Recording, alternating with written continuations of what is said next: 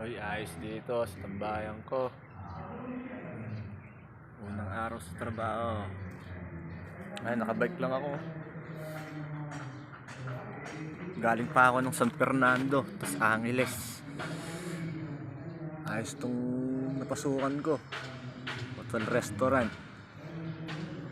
Ay, no? Ang laki niya. Para siyang ospital. Ayos, mga katropa. May tambayan pala dito. Hindi ko rin alam kung saan ko ilalagay itong bike ko na to eh. Baka mawala. Basta tuloy-tuloy lang. Saan ako mapadpad.